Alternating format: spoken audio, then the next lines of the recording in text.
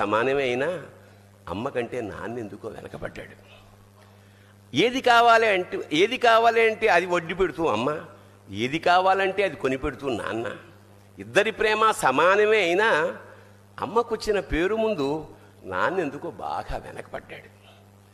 ఫోన్లోనూ అమ్మ పేరే, దెబ్బ తగిలినప్పుడు అమ్మ అని పిలవడే, అవసరం వచ్చినప్పుడు తప్ప మిగతా అప్పుడు గుర్తురానందుకు నాన్న ఎప్పుడైనా బాధపడ్డా?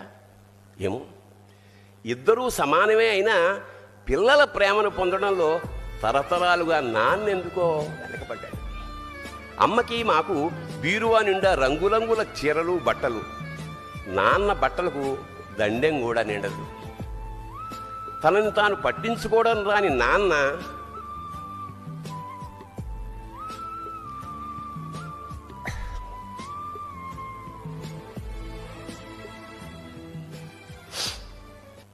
ఎందుకో మాకు కూడా పట్టదంత వెనకపడ్డాడు.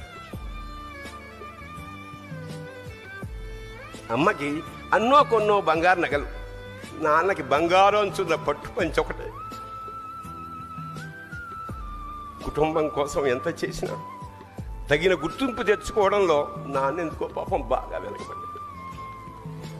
పిల్లల ఫీజులు ఖర్చులు ఉన్నాయి. ఎప్పుడప్పుడు ఈసారి పండక్కి చీర కొనొద్దంది అమ్మ. ఇష్టమైన కూర అని చెప్పి పిల్లలు మొత్తం తినేస్తే ఆ పూటకి పచ్చడి మెతుకులతోనే ఇష్టంగా తినే నాన్న. ఇద్దరి ప్రేమ ఒకటే అయినా మా అమ్మ కంటే నాన్న చాలా వెనకబడ్డాడు. వయసు మళ్ళాక అమ్మ అయితే ఇంట్లోకి పనికొస్తుంది, నాన్న ఎందుకు పనికిరాడని మేము తీర్మానం చేసుకున్నప్పుడు కూడా వెనకబడింది నాన్నే. నాన్న ఇలా వెనకబడిపోవడానికి కారణం ఆయన మా అందరికీ వెన్నెముక కావడమే. వెన్నెముక వెనక ఉండబట్టే కదా దన్నుగా నిలబడగలుగుతున్నాం.